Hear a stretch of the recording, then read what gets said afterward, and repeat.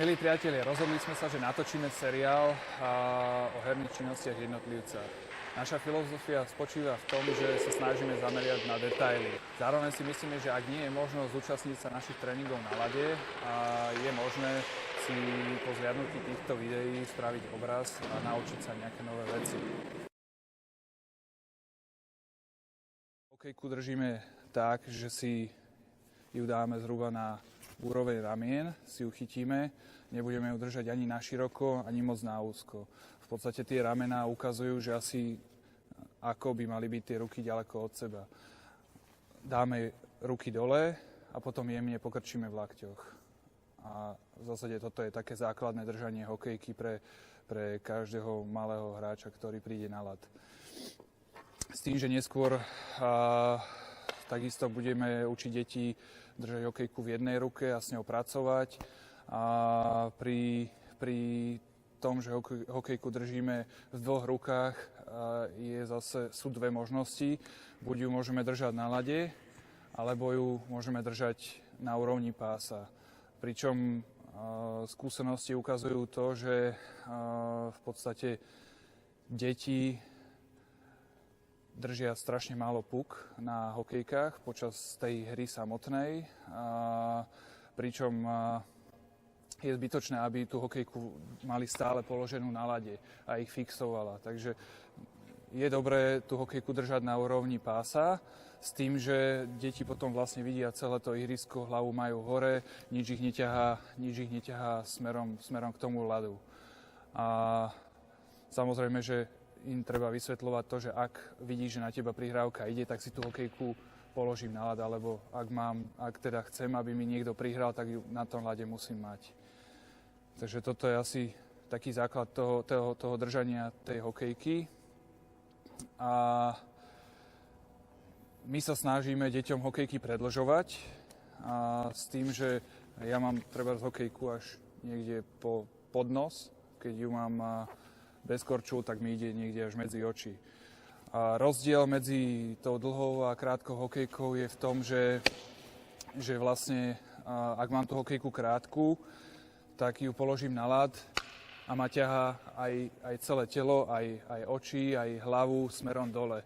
A potom mi tréner bude kričať, že daj tú hlavu hore a ja ju síce hore dám, ale je to neprirodzené, hej, že v podstate tú krčnú chrbticu vykrúcam. A tomu dieťaťu treba pomôcť. Ono, ak od malička má dlhú hokejku, tak pre neho je to prirodzené. Nie je to tak, že naučí sa na krátku, potom ju predložíme a ono s tým má problém. Hej, takže keď si deti zvyknú na tú dlhú hokejku, tak v podstate rozdiel je v tom, že keď ju dajú na ľad, tak stále tú hlavu majú hore a môžu pekne pozerať na spoluhráčov, neničia si krčnú chrbticu a v zásade žiadny tréner mu viac nebude kričať, že daj hlavu hore, lebo tú hlavu hore má. Takže treba možno tým deťom pomôcť aj takýmto spôsobom, že si tú hokejku, tú výstroj prispôsobia tomu, aby tú hlavu mohli držať hore. Je dôležité, aby tá čepel smerovala jemne dopredu a veľa detí robí chybu tú, že tú čepel necháva takýmto spôsobom, dokonca tú hokejku nosia takto. Najideálnejšie je, aby tá čepel smerovala jemne dopredu. V prípade, že ju položím na ľad, tak ona má tú ideálnu polohu.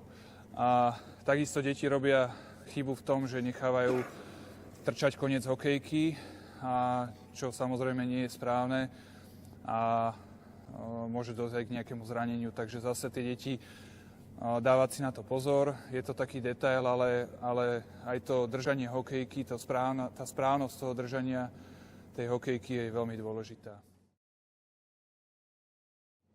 Keď sa dostávame už k používaniu hokejky pri jazde v obloku, tak je veľmi dôležité to, že nám pomáha spôsob toho držania tej hokejky. Takže pokiaľ som ľavák a chcem ísť doprava, tak si tú hokejku pustím do jednej ruky, tak aby mi smerovala vlastne do tej strany, kde chcem ísť, to znamená, že doprava. Pokiaľ som ľavák a chcem ísť doľava, tak si tú hokejku chytím do dvoch rúk a zase mi ukazuje tam, kde chcem ísť, to znamená, že doľava. Popri tom samozrejme natáčam zase celý ten trup a ramena. A keď budeme učiť deti v jazde v oblúku s hokejkou v dvoch rukách, tak zase je dôležité to, aby to držanie v dvoch rukách bolo správne, jemne pokrčené lakte a hokejka môže ukazovať jemne nadľad, hej. Takže nás akoby smerom vľavo ľavákov sama navádza. A hokejka v jednej ruke, zase môžem si ukazovať na tú čiaru, hokejku si pustím voľne a zase idem. Snažím sa pozerať dopredu, tak aby hlava nebola dole a pomaličky idem.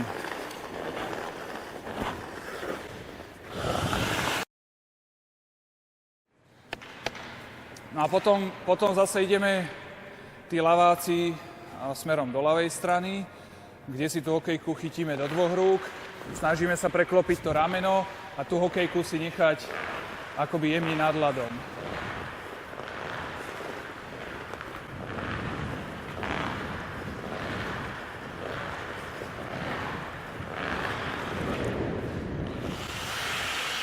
Všetci ľaváci.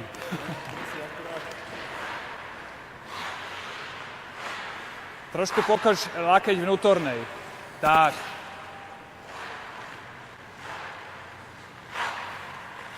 Super.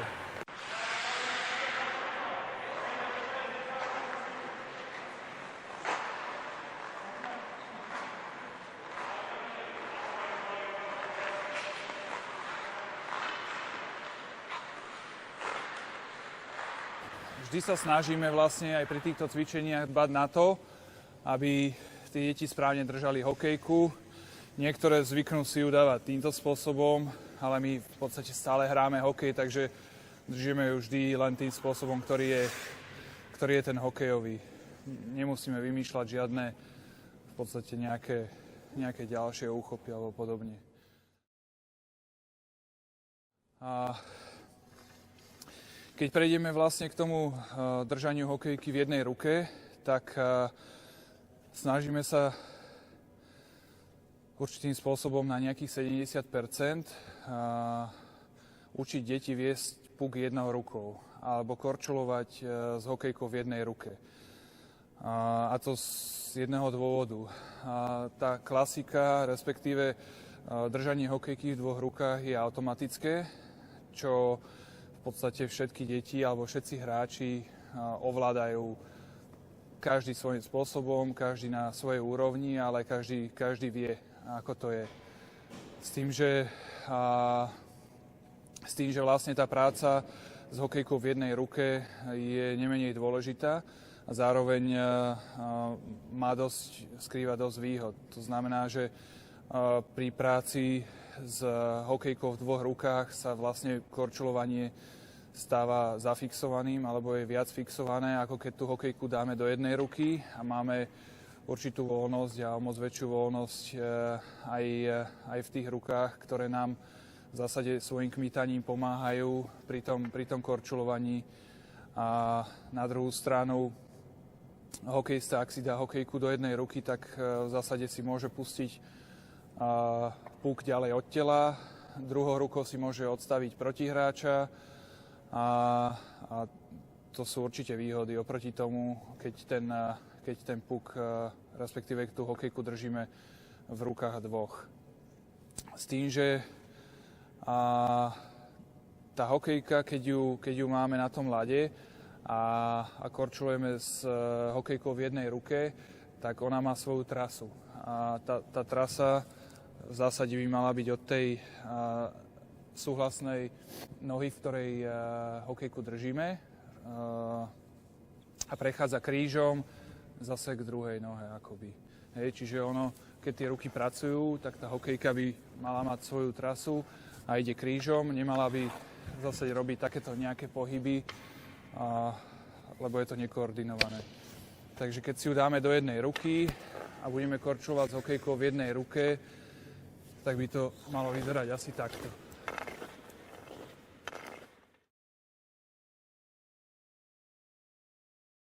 Snažíme sa tie deti učiť hokejku držať aj pri tom korčulovaní, aj pri hre nad ľadom 70% a 30% na ľad trebárs, tak vlastne tam išlo aj o to, že v podstate to vyplynulo z nejakých skúseností, tak aby sme tým deťom pomohli mať tú hlavu hore.